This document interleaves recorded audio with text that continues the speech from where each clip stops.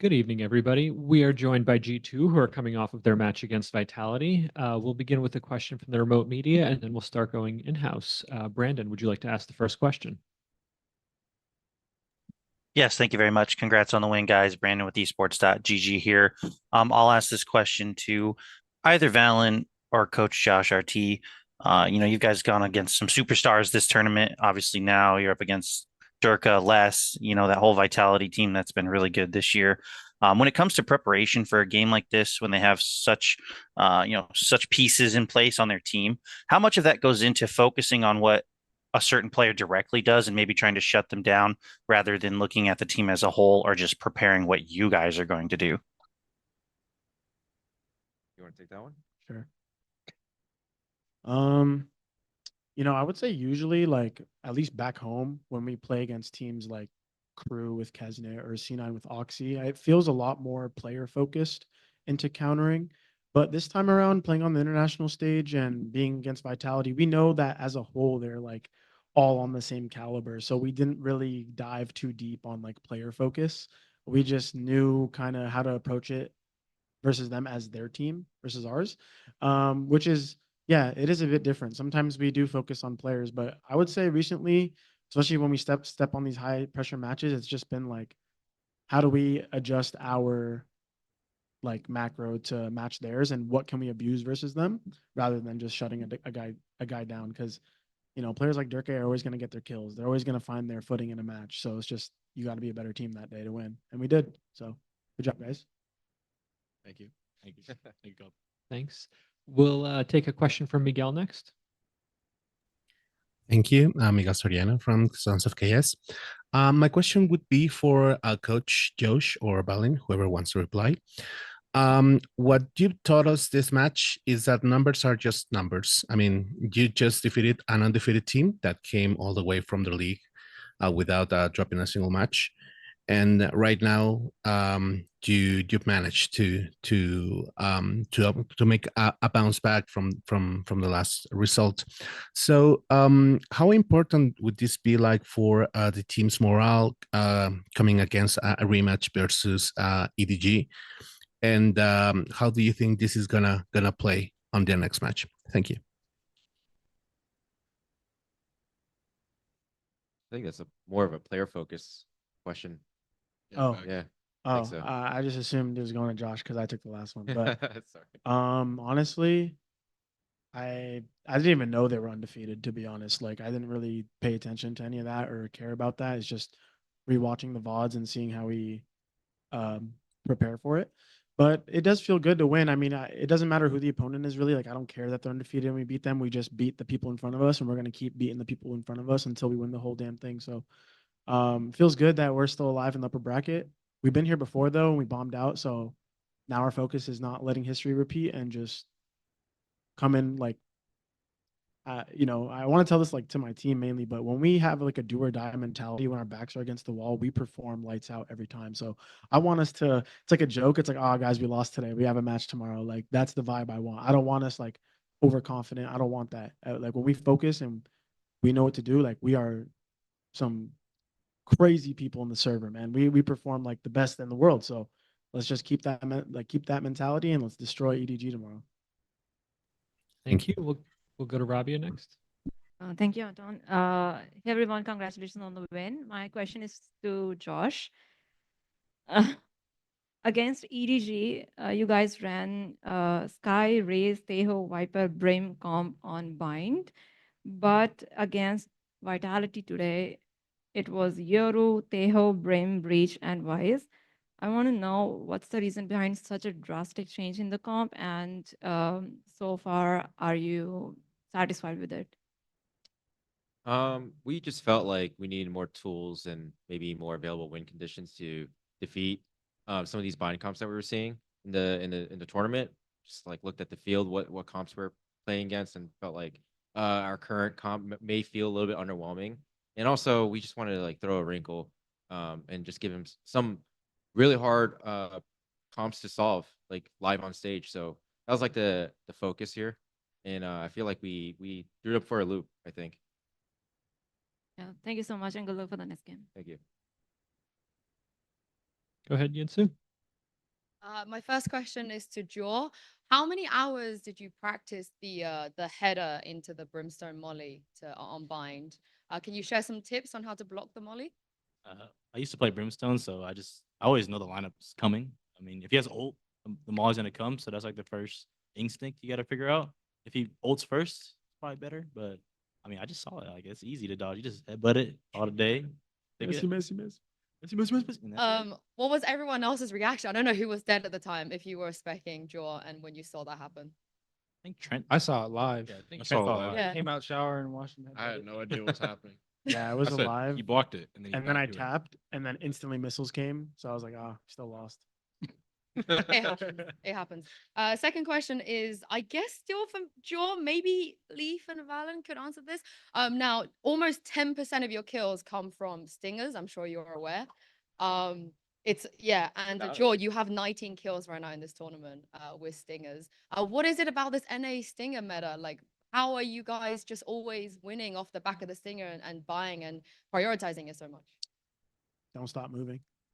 I mean, I think I just used it so much. Like I was never like a Deagle player in like CS, and I was more like an MP9 user. And the Stinger is literally just the Valorant MP9. So like, I just am good at spray control and guns that don't have spray control. So yeah, I don't think I bought a stinger one time, so that's all you guys. it's okay. Keep getting That's your a Deagle lie, kills. bro. Trent. Keep going. You have 8 kills on the Damn. Wow. right now. Wait, how many do I I have? got the stats. You want to guess? I don't know if you guys 15. 15.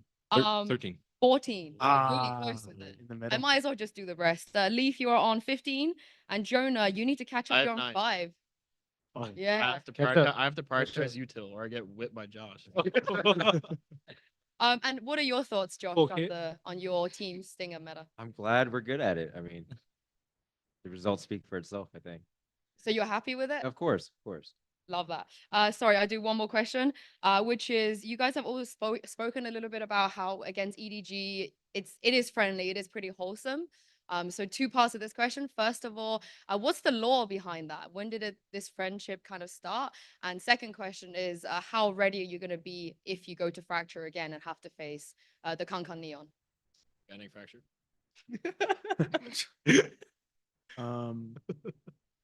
I think like the friendship between us started just because we did like jersey swaps, but also they're just really friendly and nice people. Like they wished us luck before our game today. The whole team is really wholesome, so it doesn't feel like they have any like, I don't want to say hate, but any yeah, I mean, they don't really have any hate in their heart, it feels like. So they're just being friendly with us and we're just being nice back because that's what you do as a human being. So they're chill and we're chill. So it's like a mutual respect type thing. And on Kankan Neon? Oh yeah, try to not do that. We're banning the agent. Yeah, we're banning Neon. Valid. Arnav, we'll come to you next. Hi guys, congrats on the win. This time my question is for Josh.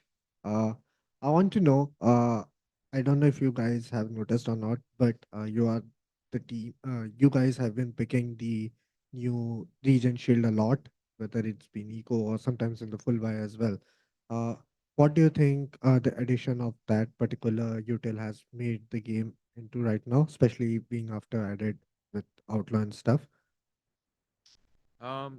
It's just another way to think about economy. And if you're able to regen shield and keep it going, you can start building your econ a lot faster. And we like utility. We like to have utility fights. So that kind of just plays into that. But obviously the counterbalance is facing against Outlaw.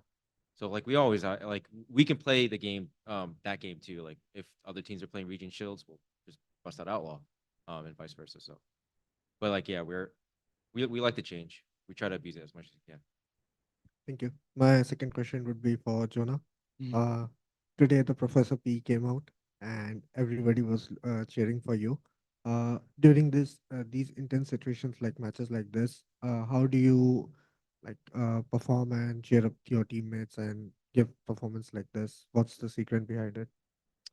Well, today I was singing on stage to my teammates, so I think that helped a lot. Yeah, there's like some stupid rounds we lost, and I'm always making jokes. And I personally, individually, play a lot better when there's more pressure. I don't know why. I don't think about or play the game differently, but when there's extra pressure, I feel like I lock in harder. Thank you. And my last and final question would be for Valen. After the 3K shot from Sheriff in Lotus B, we saw some reaction from you, but the broadcast muted. Can you tell us what were you saying? I don't know if I could say it here. We'll give it a pass. I was like, what the fuck? Fix it.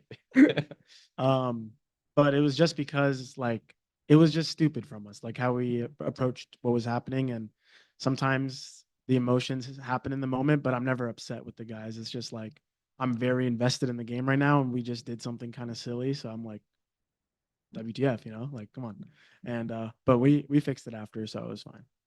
Thank you, guys, and all the best against EDG. We're rooting for you guys. Thank you. Thank you. Thank you. We're going to go to some remote questions. We'll go to Miguel next. Thank you. I think that it was round 21 or 22 on Bind. Can't remember when. It was around where Joe ulted with Yoru, and then it came the Tejo ult on the back of the site. It was a beautiful execution. But how much of this synergy comes from practice, and how much does this synergy comes from like the vibes and the good team that you have? I I feel like we Like, didn't drill that. yeah, but so I didn't have reps on them. That strat was new to me. yeah. Yeah. I, We have like no practice on that new comp, and we basically just translated, ideas from other maps that we have, and that's pretty much it. Just like agent mastery. Like Yeah. we play a lot of Teo, we play a lot of Yoru. We know like what Yeah. the agents can do. We're all very good at filling in util and gaps just on the fly. So It helps when you have the two best initiators in the world, so they just know how to fill it in pretty easily. Aw. We'll go next to Brandon at esports.gg. Thank you again. I will send this question over to Leaf. Some numbers here I have. 50 rounds played against Team Vitality total today. 17 of those, which is 34%. You got at least 2 kills against them in 17 rounds. 13 2Ks and 4 3Ks. So I just want to ask about your effectiveness today. What were you on? What were you doing where you were able to just pick up multiple players and that many amount of rounds today and kind of have that sort of impact on the game? I mean, I was like 2.5 Red Bulls deep. That's what I was on. Shout out. But I don't know. I was just feeling very confident. Like, even though we were first time against like my first time playing Vice on Bind, like the agent was kind of self-played. I feel like I didn't really heat up until like the second half in totals, and I didn't realize how many 2Ks I got. And then like Lotus, it was just kind of like I just did whatever I want. Like I would walk out A, just kill Dirk A 1 bullet. I would be front B on defense and somehow kill 2 1 bullet Dirk A as well. It's always this guy for some reason. But yeah, like I don't know. I just was very confident in my aim and just felt they didn't really have util to stop me. So felt good. good answer. Cheers. We'll go back to Yinsu for the next couple. I have a question for Trent. So we had Valen on the desk, and as you know, if you win this tournament and you're the MVP, you will get a bracelet. And he so nicely said that he felt like you would be able to have the aura, to rock that bracelet. It would look good on you. He's got faith in you. Would you agree? And also, is there one of your teammates perhaps you feel a similar way about? Thank you, Jake. Sure, I'll agree with him. I think honestly, any of my guys could get it. I think. Well, who would look the coolest? Oh, who would look the coolest? Yeah, who has the aura? New bracelet is sick, by the way. What color is it? Purple. Ooh. That's a Jonah Purple P. is a Jonah P That's a color, so Jonah I P. have to go with Jonah. Yeah, we have a new term when we're hunting people saving. We're saying like I'm going for the bracelet because we said that today a few times where they were saving. So like I'm going for the bracelet. I'm chasing. Very scripted. And my last question is for Josh. Now, I'm sure you're aware a lot of people, they like to yoink your stuff, your comps. We've seen it from tier 2 to tier 1 all around the world. Who are you yoinking from?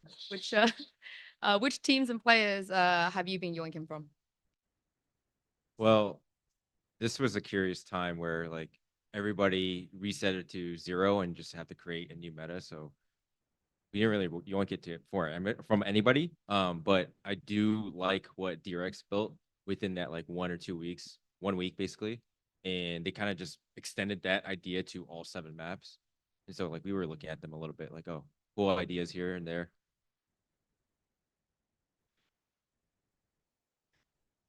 Hi again, Arnav here. This time my question is for Valen, and I would like to know from Josh as well. Uh, During the bind game when you guys were losing, but you took a timeout and you guys went for overtime. As a player and as a coach, what goes through your mind at that point, and what as a player when you hear your coach say whatever during the timeouts happen? Uh, can we get like a sneak peek about it? What was happening?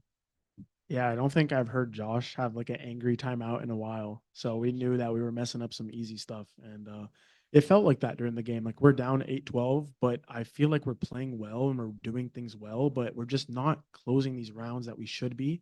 And so that was the first time in a while I heard Josh take like an angry timeout, and we just locked in after that because we knew like we are playing better than them. We just need to stop throwing these like micro things. And to be fair, we had a very short time to implement the new comp. So we were missing tiny details that we just forgot. And so he was just reminding us of them. And then it was easy from there. And what was the angry timeout, Josh? I mean, like we had a drop in fundamentals, but like Jake said, it makes sense this would happen whenever you have a new comp. The players are so focused on executing the new ideas and whatnot, and they kind of forget the core of the game, where you gotta get advantages in terms of like kills or how do you play these post plants. And yeah, we toss a lot of those. So yeah, it was a reminder of like, hey, remember how to play team Valorant and know where we're advantage and disadvantage, and just try to close this out. Thank you, guys. Thank you. I think Rabia has one more question. Sorry. Hi, my question is to Joe. We were talking about Bind, right? And you guys did like an amazing comeback. And I want to talk about the round where you did, I think, 1v2 clutch near Showers to take the game to OT. I just want to know what was going in your head, and was that the moment where the whole momentum shifted for the whole team? I remember killing Durka. He was kind of running backside. I had to shower for like a little bit, so I had no pressure after I TP'd, even though they heard me. I killed Durka, and then Leaf was like, he's won. I was like, all right, he's won. All right. I'm Rubbed knife that out. with Shorty. Yeah, knife out, running around, just jump shorty him. And I mean, yeah, confidence came from him, of course. And then I just heard everybody just, hyping me up. And I think that brought all of us back into our set state of where we should be at. And we just executed after that, and we won. Yeah, that's great. Thank you so much. And good luck for the next game. Thank you. Thanks. Thank you. Cheers. I think that might have been the last question. G2, thank you so much for taking the time to speak with us tonight. Thank you. Thank you. Thank you. Thank you. Thank you, Nate. Recording stopped.